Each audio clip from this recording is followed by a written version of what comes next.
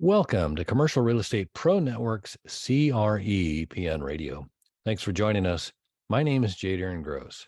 This is the podcast focused on commercial real estate investment and risk management strategies. Weekly, we have conversations with commercial real estate investors and professionals who provide their experience and insight to help you grow your real estate portfolio. Today's interview is sponsored by Building Insurance and Risk. When you invest in real estate, it pays to work with a real estate investor protection specialist to protect yourself and your investment from catastrophic loss. The experts at Building Insurance and Risk focus on real estate investor protection. They provide you with multiple insurance coverage offers and a side-by-side coverage comparison. To learn more, go to buildinginsurancerisk.com. Today, my guest is Mike Kaeding. Mike is the CEO of Norhart, where they design, build, and rent apartments. Norhart is transforming the way apartments are built and managed by incorporating technologies and efficiencies that have revolutionized other industries. And in just a minute, we're going to speak with Mike about how Norhart is disrupting the housing crisis. But first, a quick reminder, if you like our show, CRE PN Radio, there are a couple of things you can do to help us out. You can like, share, and subscribe. And as always, we encourage you to leave a comment.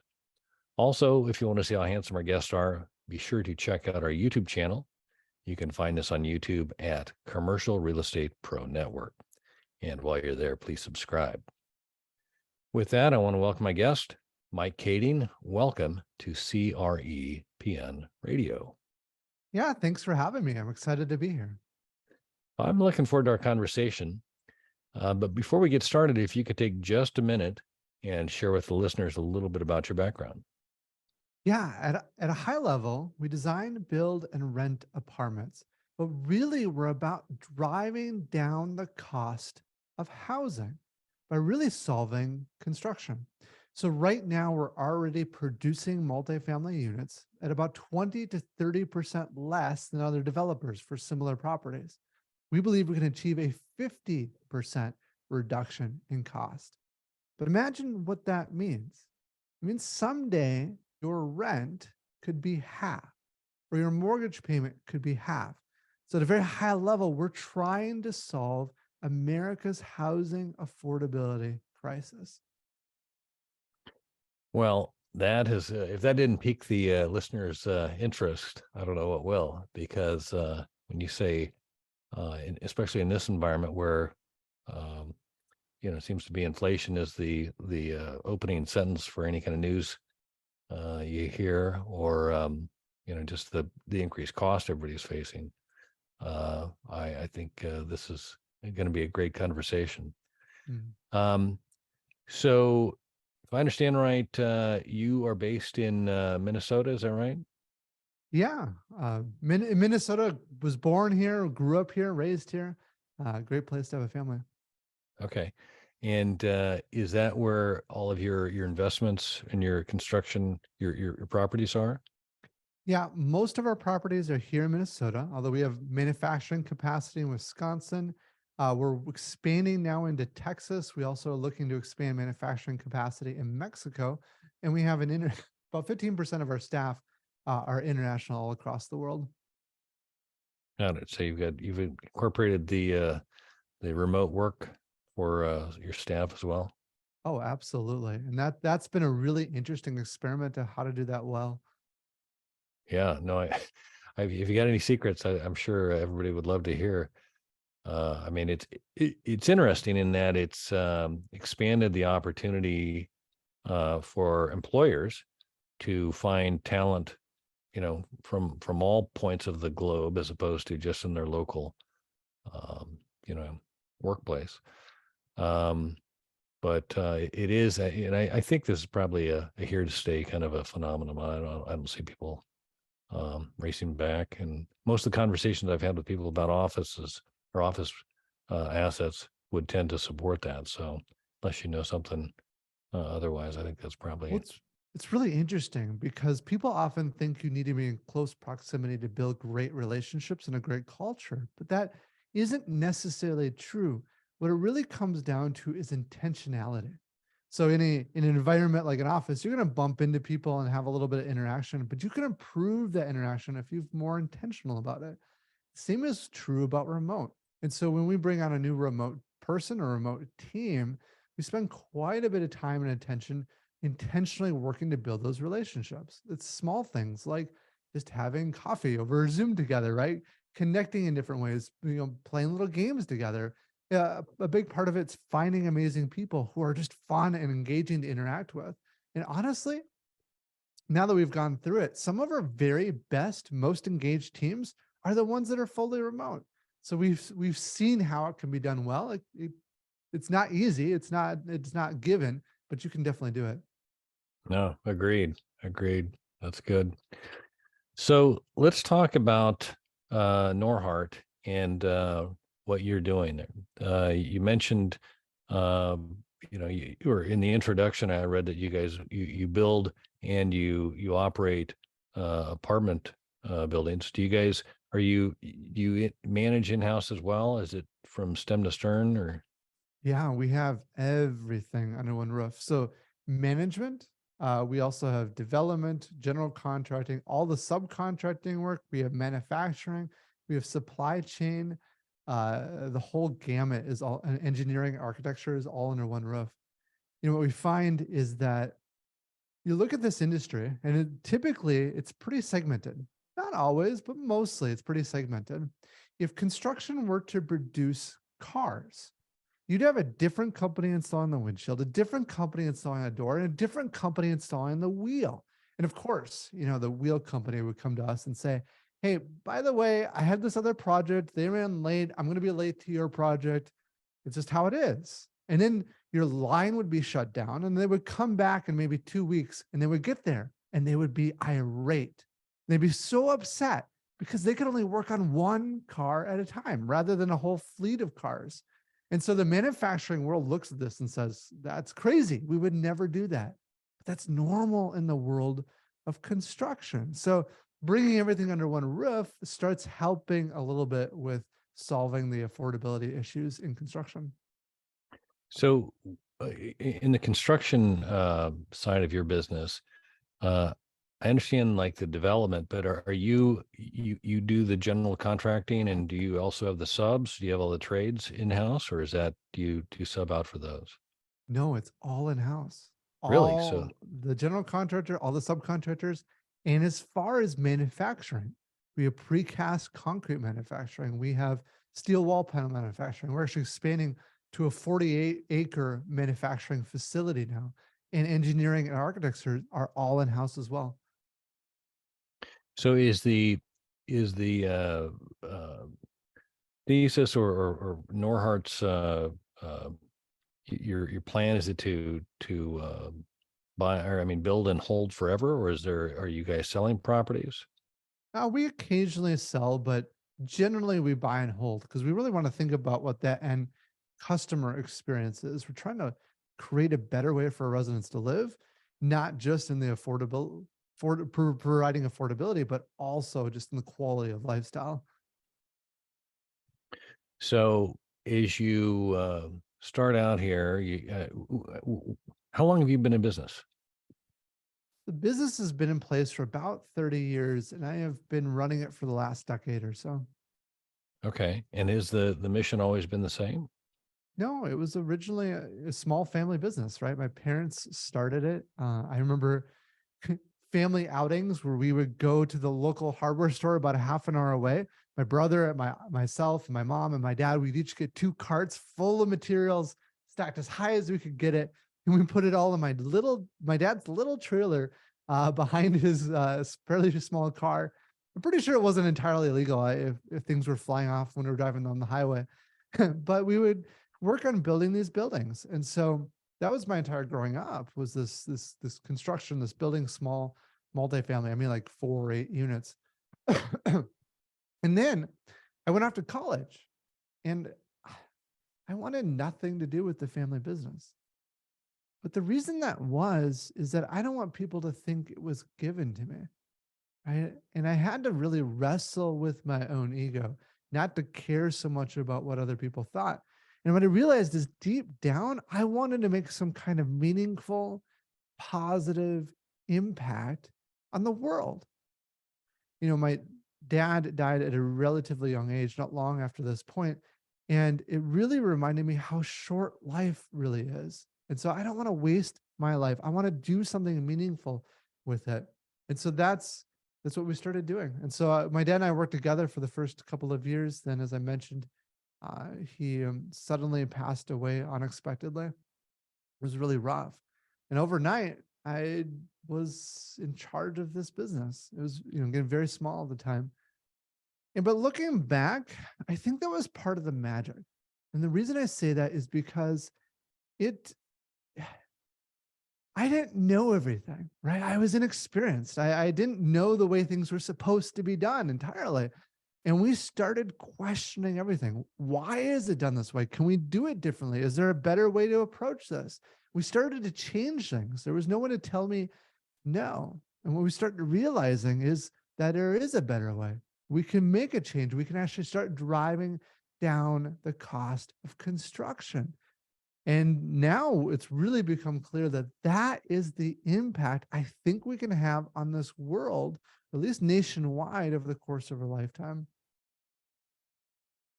No, that's awesome. Sorry to hear about your dad and Mhm. your loss. Um, but I think, like you said, the magic in that is when if you don't know what you don't know, you know, why would you do it, the way that it's always been done? I mean, have that kind of blank slate and the opportunity to really approach things from a different angle or a different way in not just having to go with the status quo kind of thing. So let me ask you. So it sounds like your family started this business 30 years ago. How many units did you have prior to you taking over? About 90 at that time. Okay. And I'm assuming, or not, I don't want to assume anything. Uh, how does debt figure into your growth? So what's interesting is our cost of construction is low enough that typically debt can cover the entire cost of construction.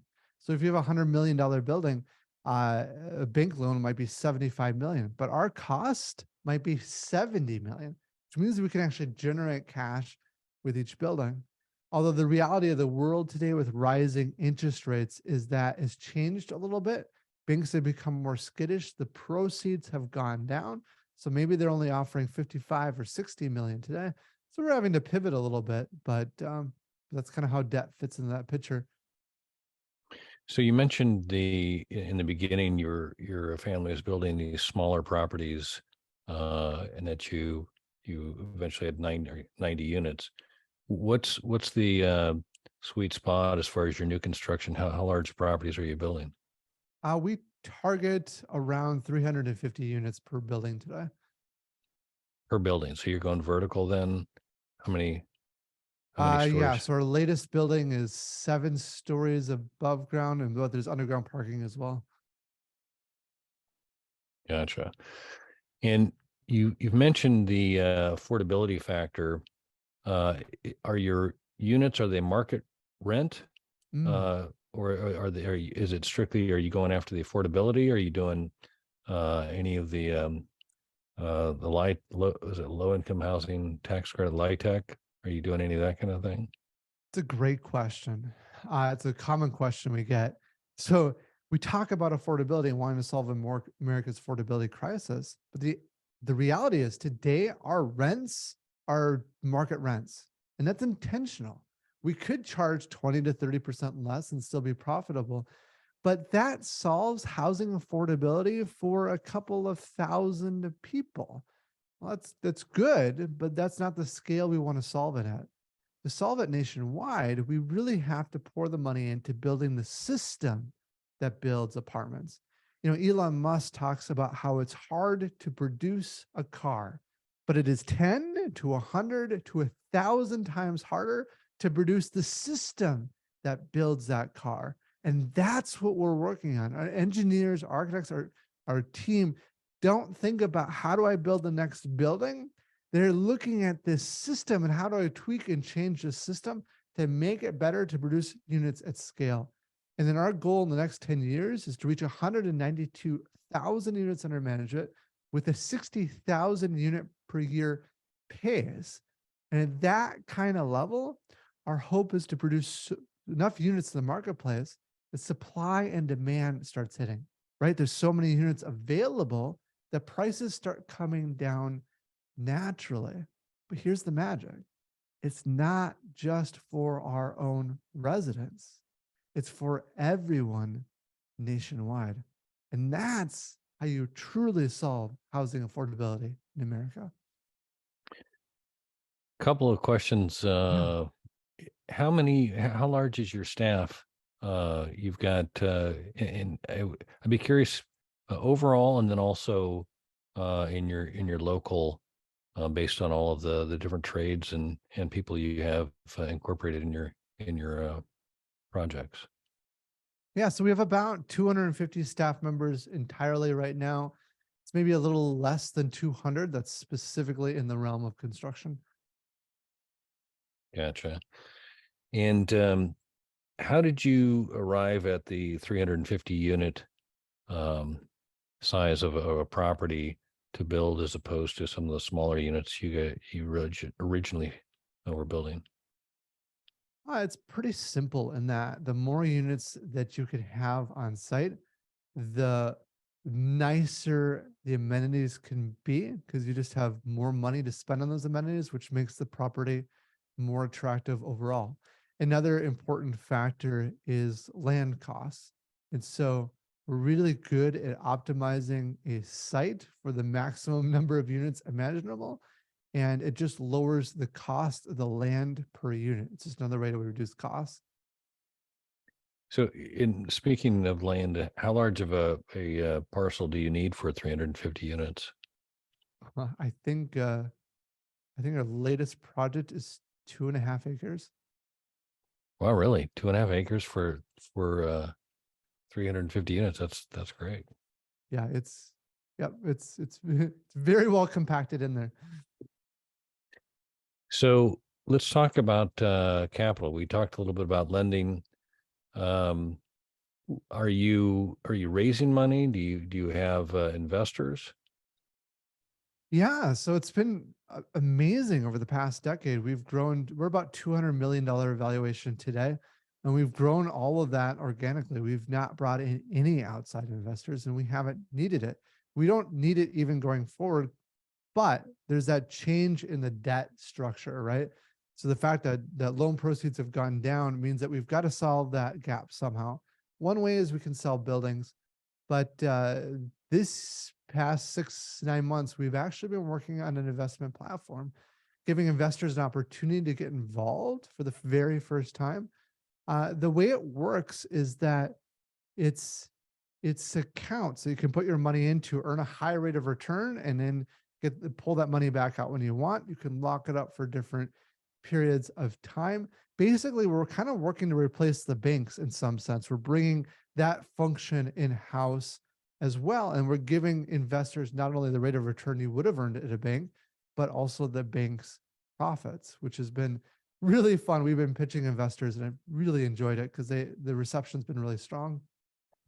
So in that, would your investors be more on the debt side of things, or would they be an actual equity player or partner? Uh, the way it works is that Norhart Invest, which is the platform, is a fund, and the investors are debt holders into that fund. So they get a fixed rate of return and they get the money back at the end of the period of time. That fund also has equity investment that we put in as a company to protect the debt holders. So if something happens, we lose our money first before the debt holders get impacted. And then that fund in turns invests in our different projects. So for example, if we have a $100 million building, the bank loan on that building might be 55 or 60 million. Norhart Invest might invest maybe 20 million. And then on that particular building, we also have an equity stake there. What's kind of nice there is it gives investors two levels of protection then. Got it. And is that a new thing in that you've, or how many projects have you um, operated under this model where you're raising capital? Yeah, it's brand new. Brand So new. Okay. we are launching soon, and by the time the podcast comes out, it might actually already be launched. Okay. Um, but yeah. Now that's exciting. In a different hat. One more thing you get to learn, right? It's been really fun, actually. I was always nervous about the world of investors, but now that we've gotten into it for the past 6 or 9 months, it's been actually kind of fun working with the SEC. It's been fun talking to investors. It's as crazy as it sounds. I kind of enjoy audits as well. Like I just learned something through those processes, so it's been fun. Well, and it sounds like the way you've been operating thus far, you've been free of all of that kind of requirement. Um, and hats off to you to be able to grow it to the size you have. But it is interesting how the debt has changed, and Mhm. not just the interest rate going up, but like the percent of the project the lenders are willing to lend to.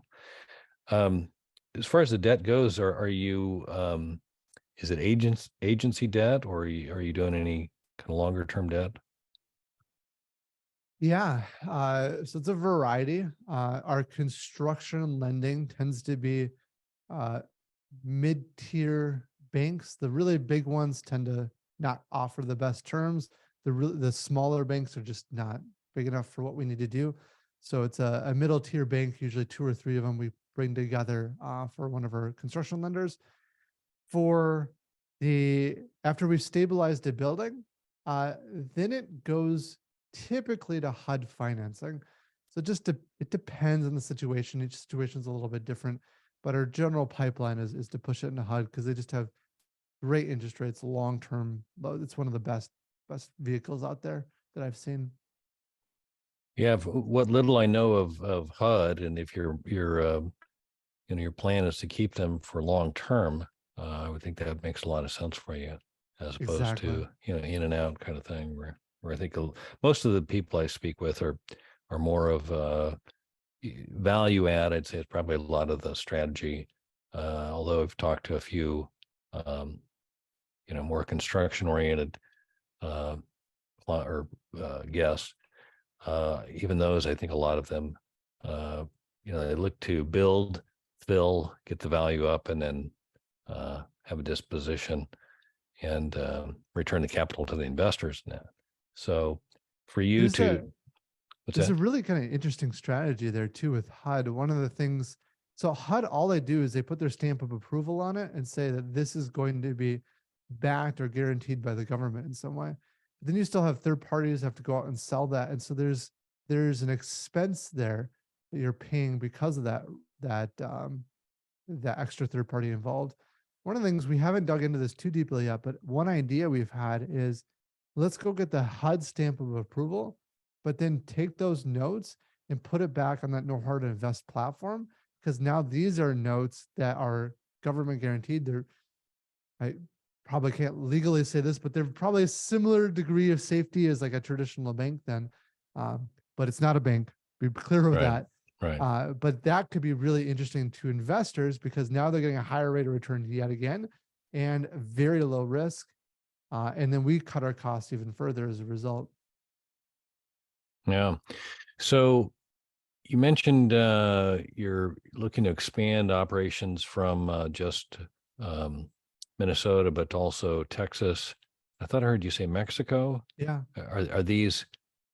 Is this where you're working to expand your portfolio, or is this more of a where you're expanding capacity for construct or for some of your construction? You mentioned you had some panels or different uh, material supply kind of thing. Yeah. Um, So in Minnesota, we have most of our properties. We're getting close to producing at a level that's, producing much of the multifamily in Minnesota. So we have to start expanding elsewhere. And so the next place we're working on expanding the multifamily buildings we produce is in Texas. The thing I like about Texas is it's large. There's three or four major cities all within a few hours of each other. lots of room for growth. There's good demographics in general in that area. And it lets us kind of expand and scale up without having to spread out geographically, because with more geographic locations, it's just more pain and headache to have to deal with. The Mexico play is to move some of our manufacturing capacity into Mexico. It would be the manufacturing capacity that's feeding the Texas operation. And so the first thing to move down there would probably be wall panels. Precast concrete would probably stay in Texas, but there's a whole variety of things that we're starting to move into in for manufacturing capabilities. In some sense, you look at Tesla and how they're producing cars right now. In many ways, this is incredible, right? It's automated. There's robots. There's the Tesla bot. They're re-engineering the way cars are even made, but the full body cast, for example, in many ways, working here right now feels a little bit like how Tesla probably was 10 or 15 years ago.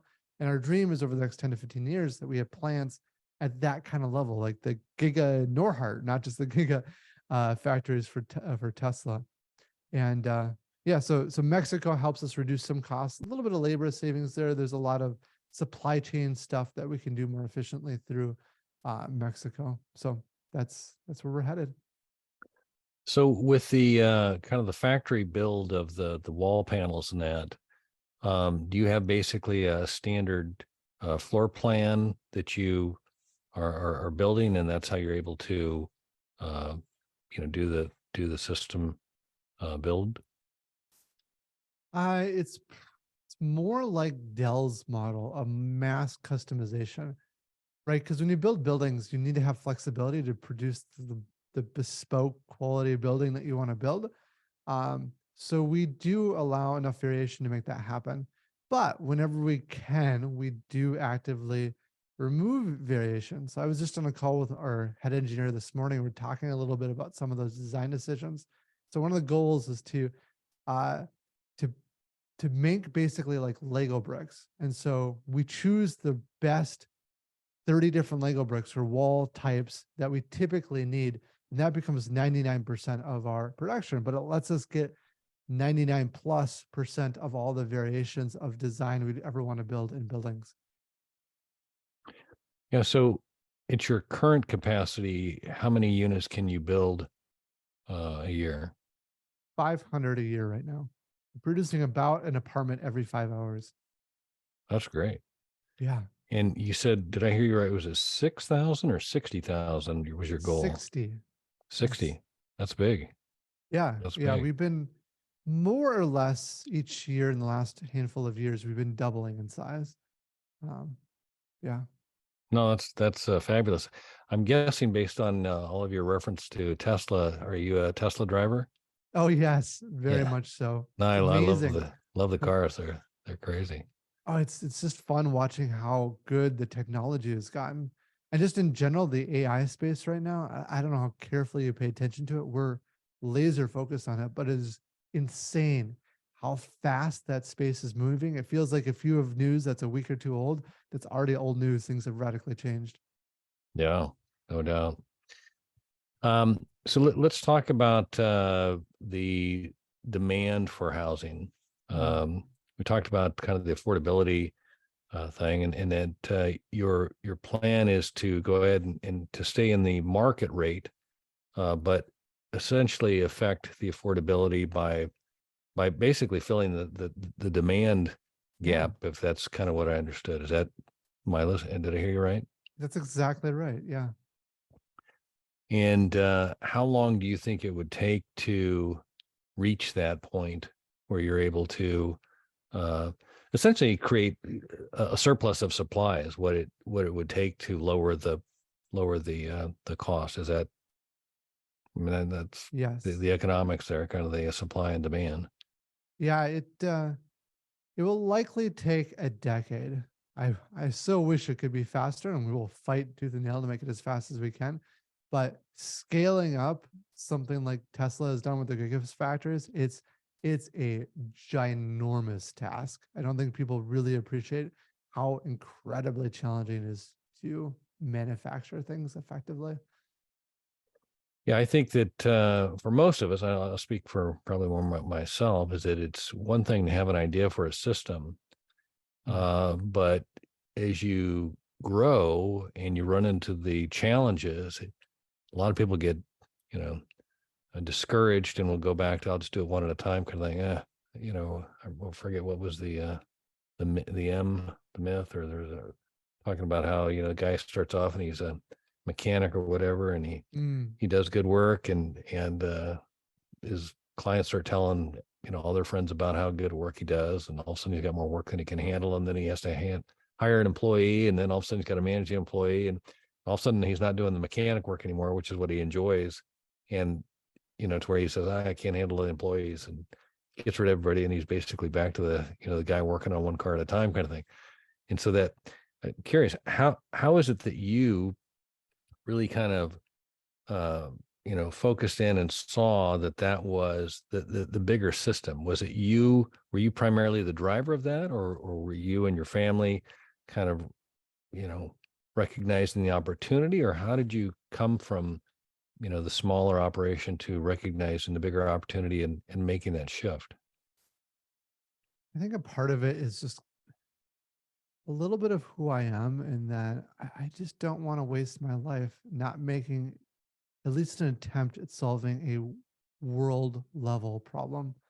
Um, so I think that's where the energy comes from, but the solutions and how we tackle things and how to move next and exactly what that vision looks like comes from a lot of people. One of the most important lessons I've ever learned in my life is to hire the very best. And when I say the very best, I truly mean like world class, world level people. What I found, and I didn't just find this, right? People taught this to me, but I've seen it myself. The best people outperform the average person by 2 to 5 to 10 times as much. And people often think, well, okay, great, you're hiring great people, the best people, but they're expensive, aren't they? And the truth is, yes, on a per person basis, they are expensive. But when you look at what they produce, because that production level is so much stronger, they're actually less expensive. Now, you bring on this caliber, this group of people at that kind of level, and they start to change things, right? They're the ones that question things. They're the ones that push the ball forward and invent a whole new world of how things could be done. And it is just, it's magical, right? You when you that mechanic example, you start hiring your friends and what have you to help you do the mechanic work, you've got lots of problems because managing people are difficult. And it's true with great people as well, but it is a lot less difficult, right? They bring way more energy and passion and drive to a team than they suck out of that team. And honestly, like, I come into work and I have so much fun because the caliber of people that work here are extraordinary. And I could give you examples, but they're extraordinary and they're changing the world. And I'm just along for the ride. Well, that's awesome. And definitely encouraging, based on just having some excitement for being or doing what you're doing, and Mm. also I would tend to think that the employees or your staff would be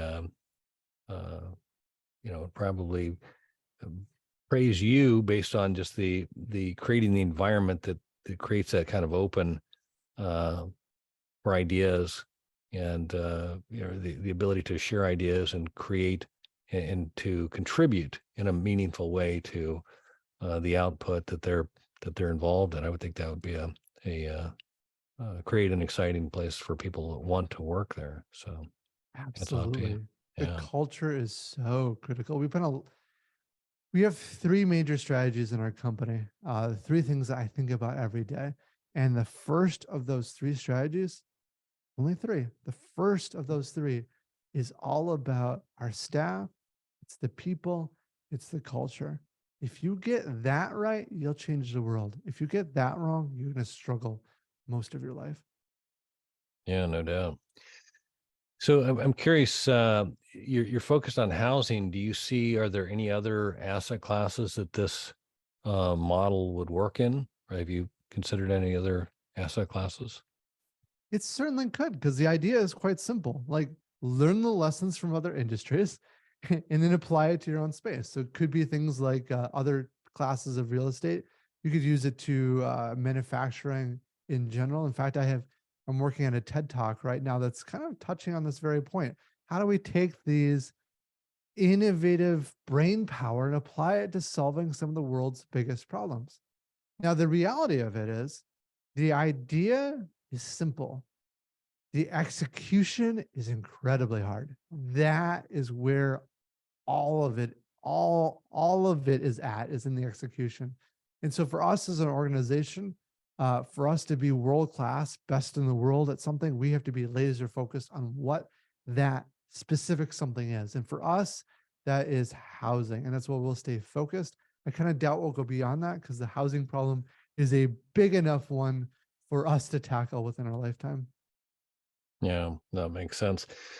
Let me ask you, as far as the different elements that you've brought in house, um, is there are there any other elements as far as manufacturing go that you have identified as a potential opportunity for you to um, bring in house, like cabinetry or Mhm. I don't know, just as an idea? Is there any other ideas or any Yeah, other thoughts? we look at everything, even down to like drywall manufacturing. uh, in fact, I just got out, saying earlier, I got off a call with my head engineer, and we're starting to dream a little bit about what that overall system looks like. It starts not just in manufacturing, but it starts all the way back in software. Right now, we're working on a system such that the dream is we give it the site layout and it can compute and figure out what the most optimal layout is, maybe some impact from our designers. And then it actually spits out a full set of drawings, a full set of material lists, entire cost, NOI analysis. And the reason that is because we don't want our engineers designing buildings. We want our engineers designing systems. And so we want them to take a step back and be designing and working on and tweaking the system that builds that layout. And then we're also moving our engineers then to think about how do you manufacture this in a different way. So I one of the things we're looking at is doing full volumetric. So you're producing entire apartment units in a factory. Not 100% sold yet that that is actually the best for lowering costs, or if it's just a step shy of that, which is a kit of parts where you're producing a bathroom pod, a kitchen pod, and then you're delivering them on site and kind of assembling them. The kind of simpler things is, yeah, we're looking at cabinets, trim work, we we even looked at like gypcrete mixtures, concrete. We're looking at building a batch plant as well. Really, we look at each one of those specific niches and we say, is there some kind of advantage? Can we lower costs in some way because we're doing the work on site on our manufacturing facility? Or can someone else do it better? Like drywall is an example where somebody else can do that better because there's a certain scale that's needed to really make that effective. And so we won't get into drywall. And so we look at all those different components, but really every step of the way is there's 10,000 little problems. We're just working to solve them so that we can lower the cost of what we're doing. So the majority of what we've talked about is the construction cost. Mhm. Are there any other unique things that Norhart does with respects to operating the property? We think a lot about design, and this is newer, so I talk a little less about this, but it's coming down the pike pretty strongly in the next few years. We want our buildings to be destinations, and we're looking at like how do you brand a building? Right now, most people in this space they brand a building uh, separately for each building. But why is that? Why don't we have apartments like we have hotels where it's, the Hyatt, you're at a Hyatt building and you know that's the caliber, the quality, and things that you expect from a Hyatt building. We want to provide that kind of branding and experience within our facilities. And so if you look at some of the most recent renderings that we're putting together, it's an experience. It's a different feel and flair. It doesn't feel like an apartment building. It feels like a destination in some way. Other things we're thinking about is if you look at um, the employment market pre-COVID, places like Google had these amazing campuses and places where people could engage and connect and build a relationship in a kind of really cool way in their work environment. Now we're moving a little bit more toward remote work. I don't think it'll ever be 100% remote work, but we certainly will live in this hybrid world. This opens up some space there, maybe 1 or 2 or 3 days a week that people are working from home. But can we create an experience in our facilities that gives them that kind of inner connection, that human connection that they would have normally gotten at work, but now it's with their apartment mates in a co-working spaces. So we're building out that kind of infrastructure in our buildings. Um, things like spas, pools, game rooms, sky lounges, penthouse suites. Those are all things that we've already been doing. But I think the last piece of the puzzle is the experience. And the key to really make an experience amazing is the human interaction part of that. And so where we pour a lot of time and attention right now, we've really built up the team, but it's in that team. A lot of people think that to create an amazing customer experience, you have to think about the customer experience. And that's true, but really where you need to put your time and attention into is the employee experience. If you can find, attract, and hire the best people and give them an amazing experience, that bleeds out in just a natural and authentic way to our customers. And so those are some of the areas that we're thinking about on the resident side. No, it's fascinating to hear all the different aspects and the ways you can tweak or make better the overall experience for everybody involved. That's great. Yeah. Hey, Mike, if we could, I'd like to shift gears here for a second.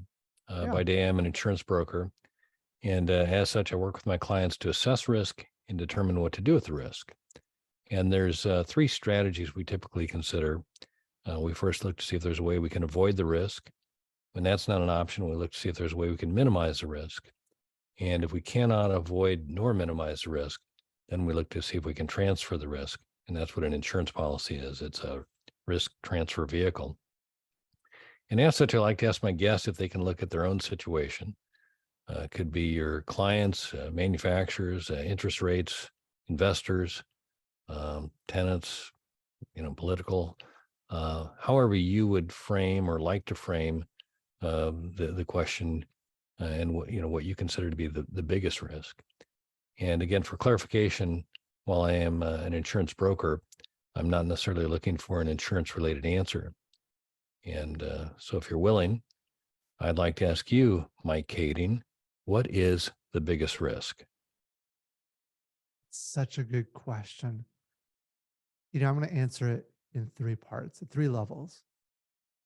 The first level is the surface level, which is today some of the bigger risks of the economy, specifically rise in interest rates, as that has a negative effect on debt proceeds used to fund new construction and just deals in general. But if we take it a step deeper, what you realize is that those kind of problems happen all the time. It's this year it's interest rates, next year it might be employment, the year after that it might be a supply chain, just something totally different. And so the deeper level, the deeper risk there, so level 2, is making sure you have the right people. Because if you have an amazing quality team that can solve the biggest, most challenging issues, they solve those problems. They start unlocking doors and making things happen that you didn't know could happen. They have the capacity to pivot and change with the changing times and the changing market. So that's the level 2. But if I take it one step deeper, and maybe the deepest level for me, I think the biggest risk in life is not utilizing your life to the fullest potential. As I mentioned earlier, my dad died at a relatively young age. And I often ask myself the question, how do I want to spend the minutes I have here on earth?